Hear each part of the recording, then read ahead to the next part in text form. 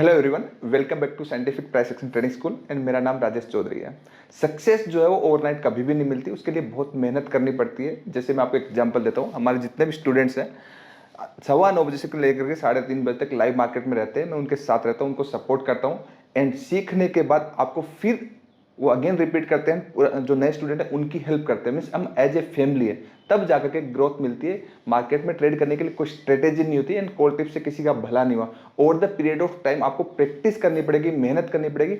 And आप हमें क्यों ज्वाइन करें, मैं किसी को कभी भी ज्वाइन करने के लिए नहीं बोलता, मैं हमेशा ये बोलता हूं आप हमें इसलिए ज्वाइन करें कि आपको एज ए स्कूल की फीलिंग आएगी, आपको टाइम मिलेगा सीखने के लिए। ऐसा नहीं कि कोई स्ट्रेटेजी दे देंगे, प्योर प्राइस एक्शन सीखने को मिलेगा, एनालिसिस सीखने को मिलेगा। और आप over the period of time जब आप प्रैक्टिस करेंगे, मेहनत करेंगे, तो आपको सक्सेस मिलेगी। वीडियो के डिस्क्रिप्शन में नंबर दिया हुआ है, और आप सीरियस लर्नर हैं, मीन्स आप सीरियसली सीखना चाहते हैं स्टॉक मार्केट, तो आप आइए, उस नंबर पे आप कांटेक्ट कर सकते हैं। हर 2 महीने में हम एक बार बैच करते हैं, बार बार नहीं करते हैं, और लिमिटेड स्टूडेंट्स को लेते हैं। तो आप एज ए हार्ड वर्किंग है और आपको टाइम आपके पास है कि आप टाइम देना चाहें, शॉर्टकट नहीं चाहते हैं, तो आप आइए। आप डेफिनेटली यहाँ से अच्छी एजुकेशन लेंगे, अच्छा प्राइस एक्शन सीखेंगे विदाउट एनी इंडिकेटर्स। इंडिकेटर से कभी कुछ नहीं होता। चलिए हम वीडियो शुरू करते हैं। हाँ ऋतिक, आप कुछ मुझसे पूछना चाह रहे थे, आप पूछो, अ, क्या पूछ रहे थे सर? जी सर। सर मेरा क्वेश्चन ये था, अगर हमें कोई म्यूचुअल फंड सेलेक्ट करना है हम्म। तो क्या हम वो फंड वो फंड हमें सेलेक्ट करने के लिए साइंटिफिक प्राइस एक्शन के अकॉर्डिंग हमें क्या क्या चेक करना चाहिए? पोर्टफोलियो में जितनी स्क्रिप्ट है वो सारी स्क्रिप्ट्स को एनालाइज करना चाहिए वो फंड सेलेक्ट करने से पहले। मैं इसमें दो बातें कहूंगा। ठीक है। आप तो स्टूडेंट हो, मतलब स्टूडेंट, हमारे स्टूडेंट हो, मतलब आप प्राइस एक्शन ट्रेडिंग सीख रहे हो। ठीक है। तो मीन्स आपको बेसिक एजुकेशन भी है, आपको पोजिशनल ट्रेडिंग भी अंडरस्टैंड होती है, स्विंग ट्रेडिंग भी अंडरस्टैंड होती है, एंड डे ट्रेडिंग भी अंडरस्टैंड होती है। ठीक है। तो आप, मतलब आपको तो चीजें जो भी बताऊंगा तो आप एक बार में समझ जाओ कि बात ठीक कर रहा है, और मैं इस बेसिस पे कर लूंगा। ठीक है। अब मान लीजिए यही चीज मैं दूसरे पर्सन, जिसको म्यूचुअल फंड का इन सब चीजों के बारे में ज्यादा पता ही नहीं है, ठीक है, तो वो कैसे करेगा? तो दोनों पर्सन के लिए तो जवाब ही अलग अलग हो गया ना। मतलब मैं आपको आपका जवाब दे सकता हूँ, लेकिन दूसरे पर्सन को अगर जवाब देना तो मैं उसको क्या जवाब दूंगा? उसको मैं ये दूंगा कि मार्केट जब बॉटम पे हो, मतलब आप दो चीजें कर सकते हैं। एक तो एसआईपी आप कंटिन्यू कर सकते हैं। ठीक है। तो बेसिकली एसआईपी जब आप कंटिन्यू करें तो आप ब्लू चिप वाले फंड ही करते, मतलब जिसको नॉलेज नहीं है। आपको नॉलेज है, मैं उसका भी बताऊंगा, जिसको नॉलेज नहीं है उसको। तो आप जितने भी ब्लू चिप्स वाले हैं, ठीक है, रिटर्न बेसिकली थोड़े कम होंगे बट रिलायबल होंगे।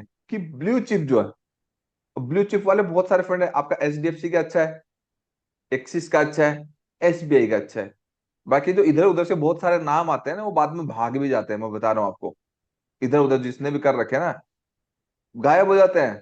तो उस चक्करों में मत पड़िए। एसबीआई का बहुत अच्छा है आपका, उसका आपका क्या बोलते हैं, एचडीएफसी का बहुत अच्छा है, और आपका एक्सिस का, आपका एंड आईसीआईसीआई के, ये मतलब अच्छे रेपुटेटेड है। इनमें से आप किसी में, जब किसी को भी करना है तो आप क्या कर सकते हैं? बेसिकली एक आपका ग्रोथ फंड रेगुलर होता है आपका, और एक आपका डेबिट वगैरह ये सब चीजें होती है। तो आपको डायरेक्टली इक्विटी में इन्वेस्ट करना है। इक्विटी में इन्वेस्ट करना है, नया बंदा है तो नए बंदे के लिए बता रहा हूँ।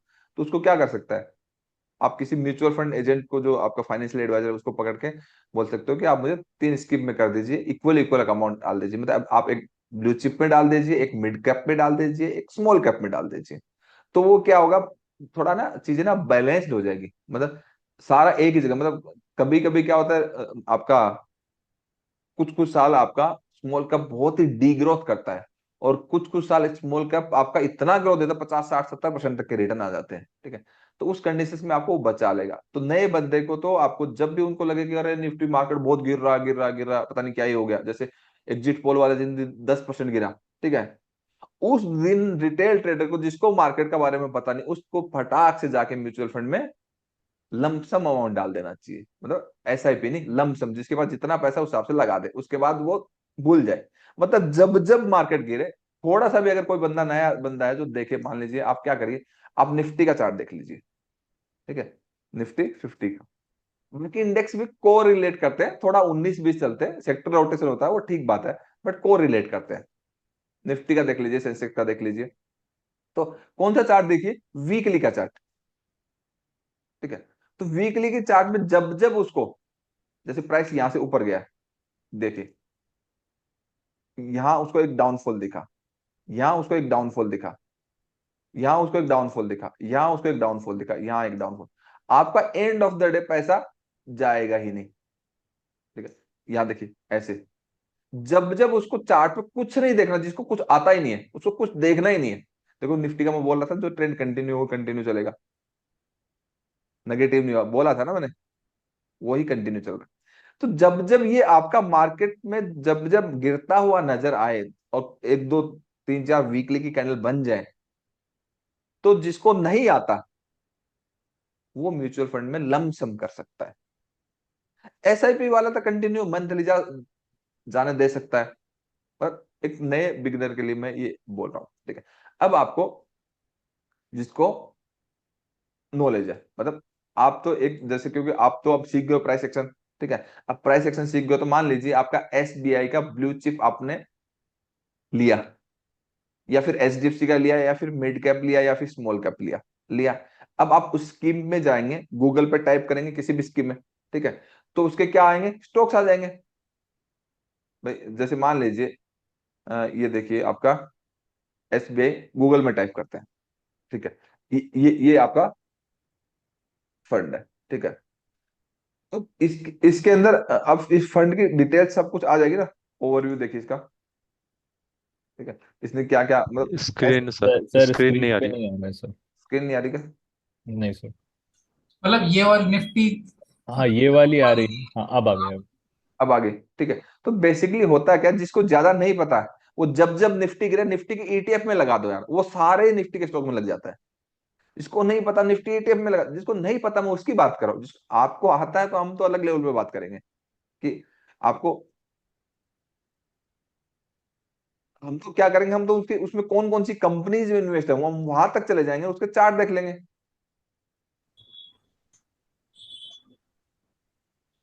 हम्म, अब आया है। पीडीएफ में भी आ जाएगा।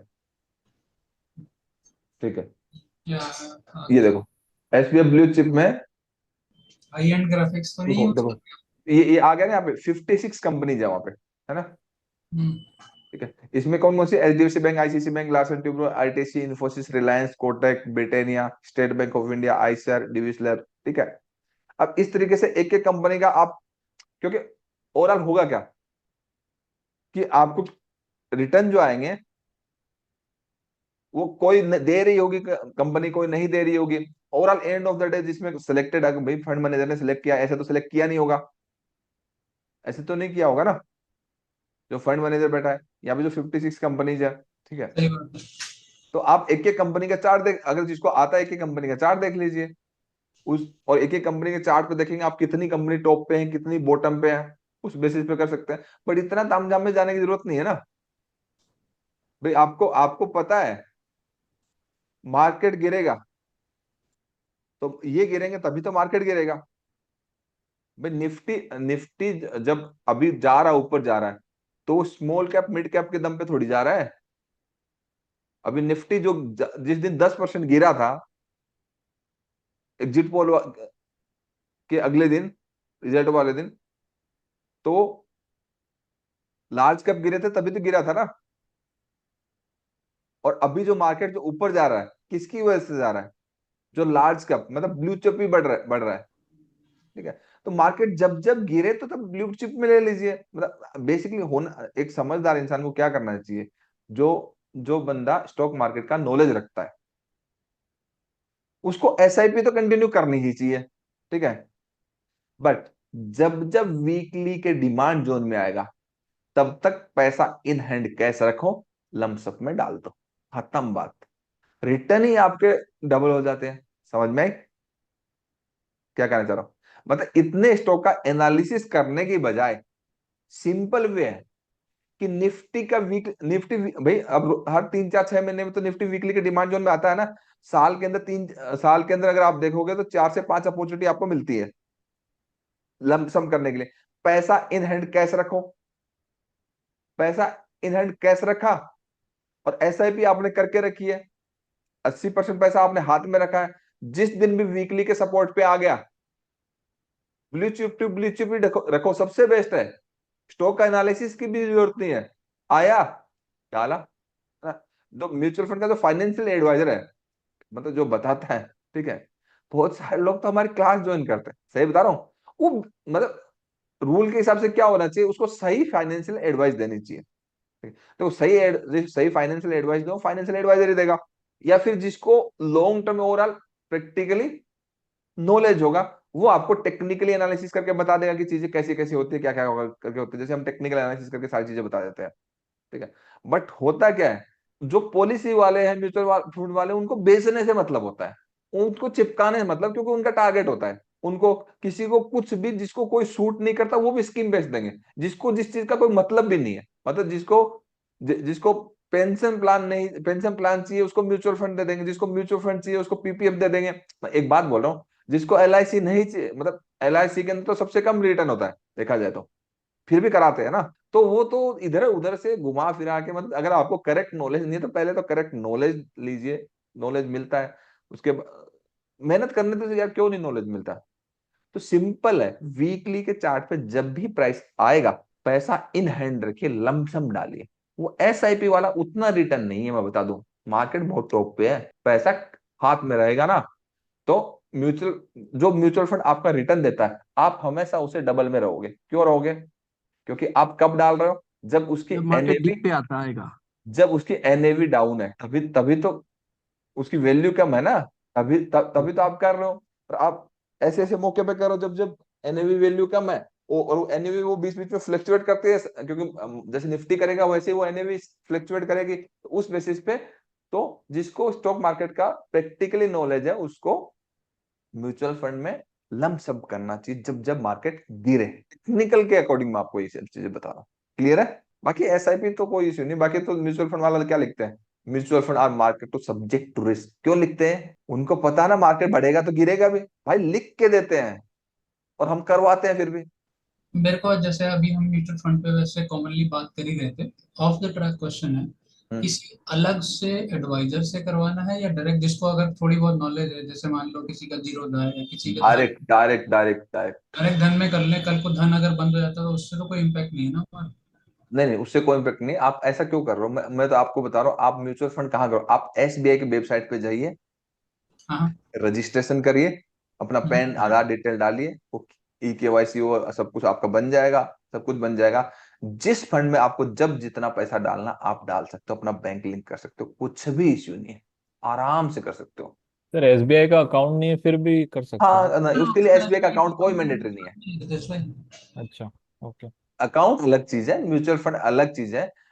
और मैं पर्सनली अगर बोलूँ ना, उसके एसबीआई के फंड मैनेजर ना अच्छे हैं, बाकी लोग कंपेरिजन में, बाकी के कंपैरिजन में एसबीआई के फंड मैनेजर अच्छे हैं, एचडीएफसी के भी अच्छे हैं, बट एसबीआई के फंड मैनेजर अच्छे हैं। तो सब पर्सनली बताऊं तो मेरे को चार ठीक लगते हैं, आईसीआईसीआई, एक्सिस, एसबीआई तो है ही टॉप पे, और एचडीएफसी, ये क्वांट और ये फ्रैंकलिन टेम्पल्टन, नहीं नहीं नहीं, वो सब कुछ नहीं करना, वो बाद में भाग जाएंगे, मैं बता रहा हूँ, निप्पॉन पिप्पॉन पता नहीं क्या क्या है।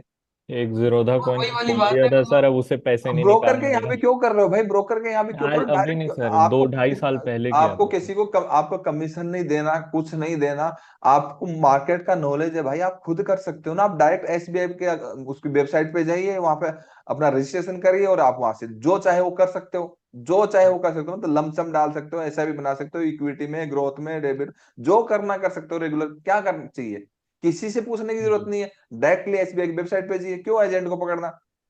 हाँ सर, वो उस समय आपको तो नॉलेज आता नहीं है ना थी कुछ, सर मतलब आपको नहीं आता तो अलग बात थी, आपको तो आता है, जी सर। तो डायरेक्ट करो। ना जीरोधा में करो, ना धन में करो, ना आप स्टॉक में करो, कहीं मत करो, ब्रोकर के यहाँ तो बिल्कुल मत करो कुछ भी। जी। पता नहीं कब कौन सा ब्रोकर कहाँ चला जाता, पता ही नहीं चलता यहाँ पे। अच्छा, जैसे सर धन में एक दो कर रखी है मैंने। कि धन में क्यों कर दिया आपने भाई, आप डायरेक्ट ईटीएफ सब कुछ एसबीआई, मतलब धन धन अच्छा प्लेटफॉर्म है, ठीक है, हम धन पे ही करते हैं, ठीक है, मैं धन को रिप्रेजेंटेटिव नहीं हूँ, बट मैं एज पर करंट सिनेरियो के हिसाब से अगर मैं बोलूँ, तो ऑप्शन ट्रेडिंग अगर मैं धन में जब करता था, तो बड़ी क्वांटिटी मारने में मेरे को कभी इश्यू नहीं हुआ। और जो भी मेरे को आउट द मनी लेना हो, एक्सपायरी का लेना हो, कुछ भी हो, तो ऐसा मेरे को कोई भी झंझट नहीं है, जबकि ये सब चीजें मैं जीरोधा में कर ही नहीं सकता था, ठीक है। हम्म। जीरोधा की कस्टमर सर्विस वर्स्ट है, ठीक है, क्योंकि क्लाइंट उतने हो गए ना, वो वैल्यू नहीं करते भाई। हम्म। मैंने इसलिए जीरो बैंक अकाउंट ही अपना बंद करा दिया।